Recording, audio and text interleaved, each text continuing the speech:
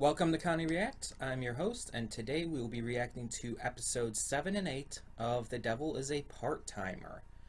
So, yeah, we're getting back into more of Devil's a Part-Timer today, and I'm excited for more of this. This show is continuing to be hilarious, really interesting, and have a great cast of characters.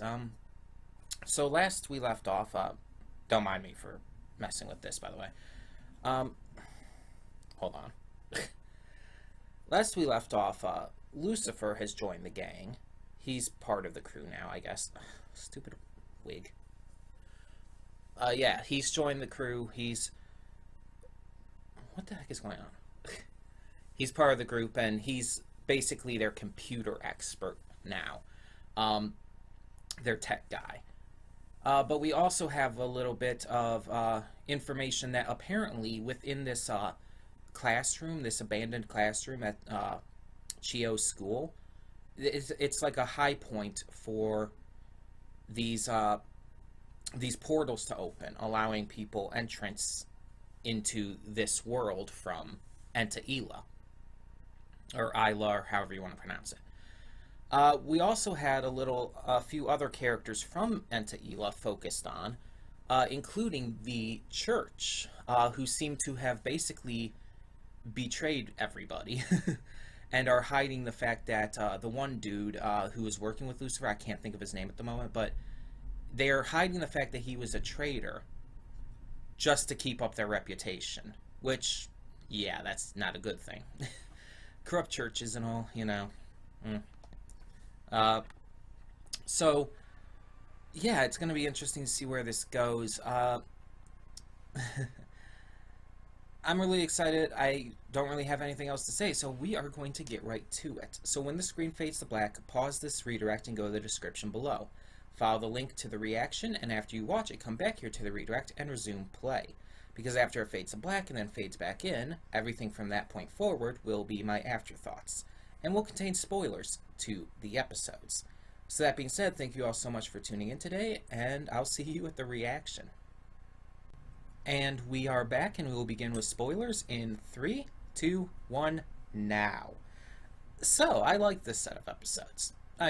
Not surprising, I like this show. It's funny as hell, and really cute, and just enjoyable. It's well written, it's good. It's good. But these episodes were definitely very enjoyable. We got our new character, whose name I cannot remember for the life of me right now.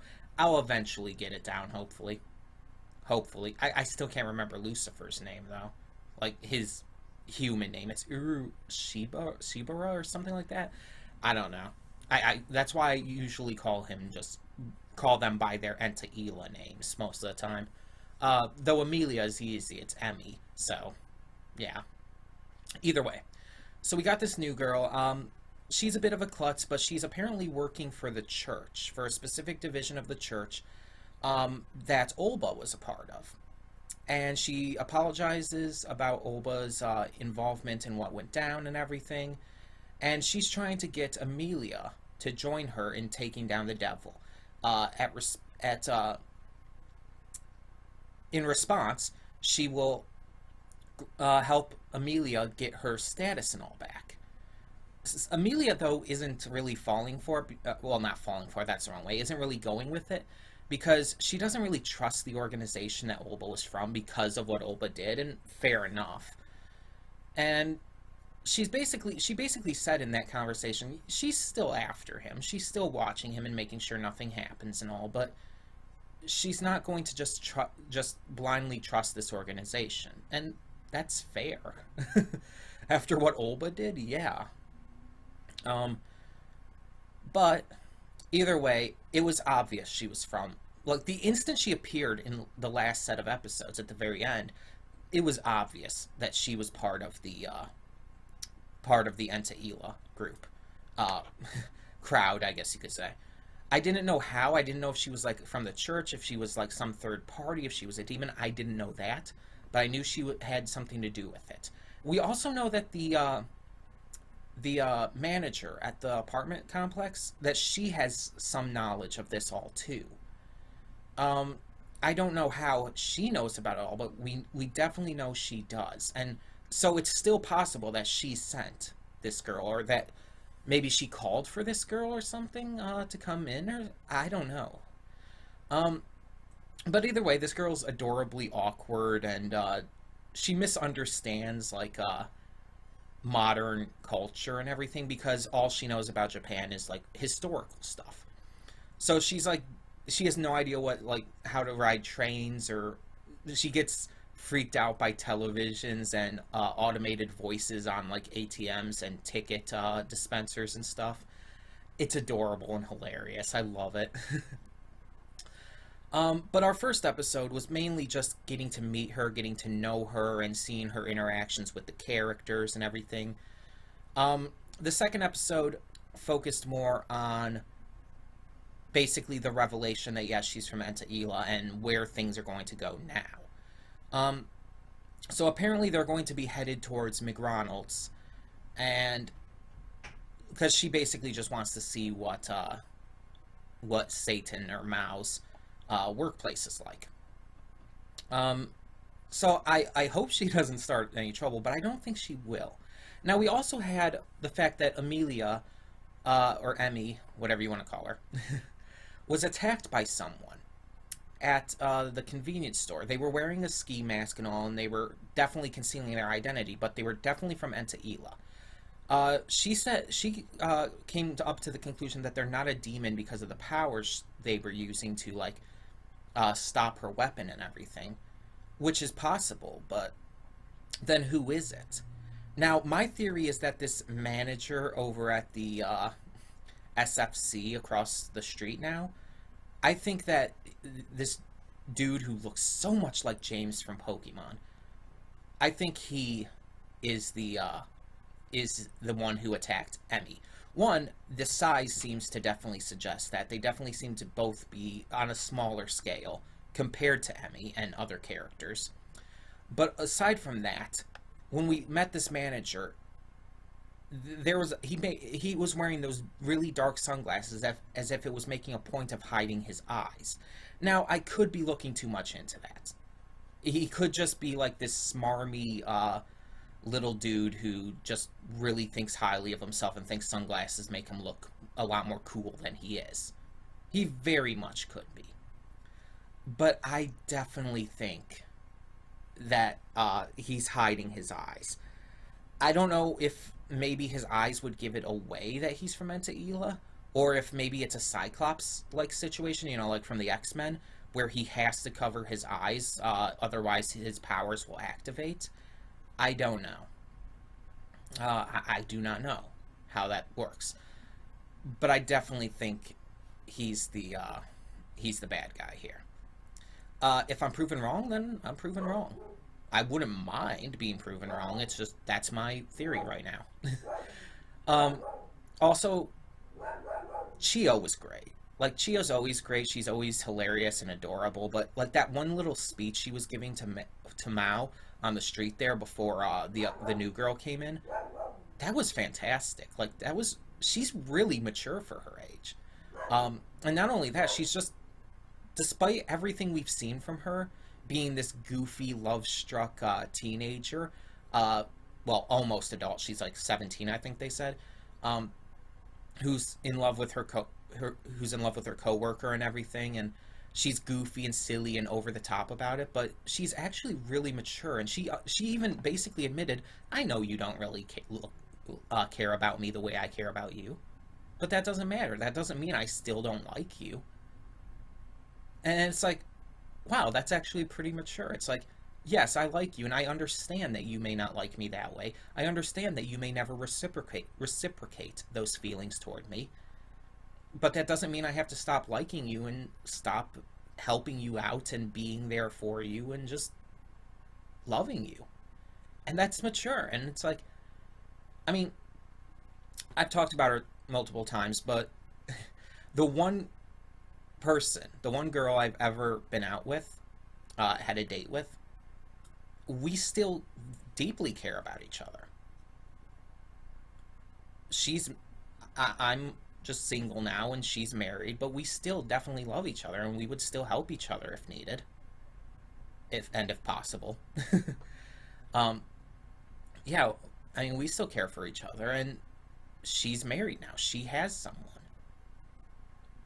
And her husband are in a very, very happy relationship with each other. And she would never go back on that. But she has admitted she still loves me. And that's fine. Nothing will ever come from it now, but that's fine. And love isn't always just meaning like in a, it has to be like a romantic or sexual way or anything. Love can be just love, just people loving on each other. And honestly, more people need to learn that in the world because we need love to make this world work and to just make humanity work. It's something that's been sorely missing in the world these days.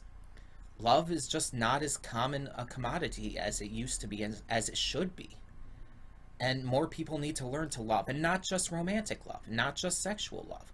Just love. Love on your neighbors, love on your friends, love on your family, just love in general. So, seeing that in this episode and seeing how she's willing to showcase just general love, even though she does definitely have romantic love for him, she's willing to showcase this general love and just be there for him, knowing that he won't ever reciprocate her romantic love for him. That's really mature and respectable of her. And it makes me love her as a character even more. Um, so yeah, these were some very good episodes here, and it's definitely setting things up, of course. I mean, this entire series has had setups, payoffs, but those payoffs also set things up for the future, and I like that. It's like it's not leaving things off. It's not just set up, payoff one after another. It's because each payoff sets something else up, and each setup can also set something else up in the future. The thing with Olba set up this new girl and set up the entire thing with the church now just hiding everything basically about Olba's involvement with all of this. And things are continuing to go forth because now after everything that happened, that all that with Olba and Lucifer have now set up this new person who's come in and who attacked Emmy. So everything's connecting together. Everything sets up something else. Even the payoffs to those setups set up something else. And I like that. Because it shows this as not just your slice of life comedy show that you get a lot in anime. It actually has an interconnected story that's building as the series progresses. Now, this show, at least for the first season, I believe there is a second season. This series, this season, has 13 episodes. We just finished episode 8, so there's 5 more episodes. We could probably do that in 2 more sets. As a reminder, after Devil's a Part-Timer is finished, we will be moving on to Dofus. So we could probably do 2 more reactions to Devil's a Part-Timer. Episodes 9 and 10, and then 11, 12, and 13 in one reaction. I don't know when those will come out. As usual, we don't have a schedule on this channel, so we're just flying by the seat of our pants, basically. So those will come out when they come out. I do have other things to react to. Adventure Time, HMHS's Bride, Star Versus every week. MLP Season 8 starts this weekend. So, yeah, there's a lot of stuff to react to. So, I would probably say within the next 2 weeks, it will be finished. I'm trying to get, like, one of each of these shows done every week, if possible. So, I'd say by April 7th, Saturday, April 7th, Devil's a Part-Timer should be finished. No promises. As usual, there can be no promises on this channel. Anything can happen. Something might completely hurt the possibility of that. But that is my plan. That is my hope for getting this done. By the 7th, which is 2 weeks from this Saturday. So yeah, there would be one next week or one set, which would be 2 episodes next week, and then 3 the following week. So yeah.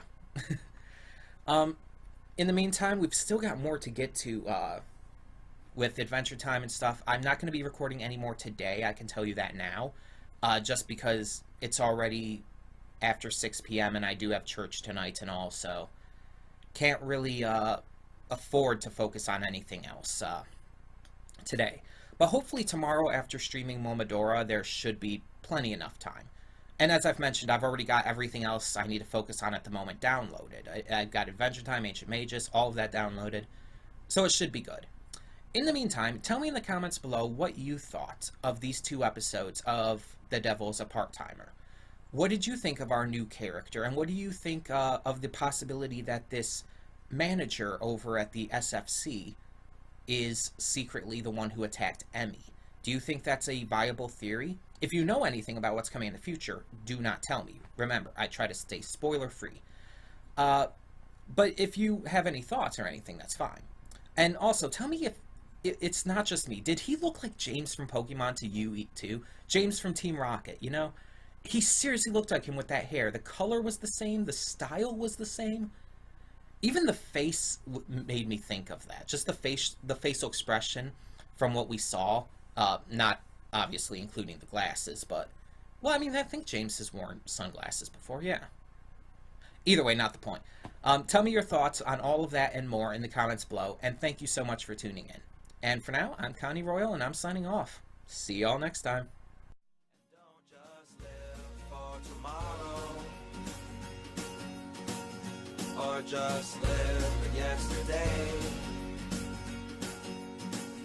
Just be glad for all you have that's in today. And though you've come through many obstacles, shed tears.